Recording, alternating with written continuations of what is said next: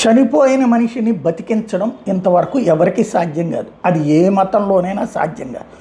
కానీ కొంతమంది చనిపోయినట్టు నటింపచేసి తాము బ్రతికించాము అన్నటువంటిది చెప్పుకునే వాళ్ళు ఉంటారు. అదే సందర్భంలో అదే చనిపోయిన వాళ్ళని బ్రతికించగలిగితే ఇవాళ హిందూ మతంలో స్వామీజీలు పరమపదిస్తున్నారు. అదే సందర్భంలో పోపు లాంటి వారే మరణించారు. అలాగే ముస్లిం మత పెద్దలైనా సరే మరణిస్తూ ఉంటారు. కాకపోతే ఇక్కడ మరణాన్ని జయించడం అనేటటువంటిది ఇంతవరకు సృష్టిలో ఏ మతంలోనూ సాధ్యం కాలేదు, ఎవరి వలన సాధ్యం కాలేదు.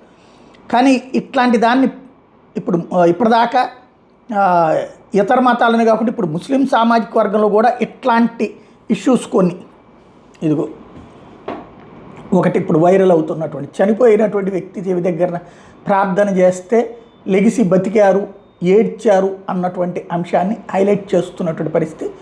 ఇట్లాంటిది ఇప్పుడు కొత్త చర్చకి తావిస్తున్నటువంటి అంశాలు.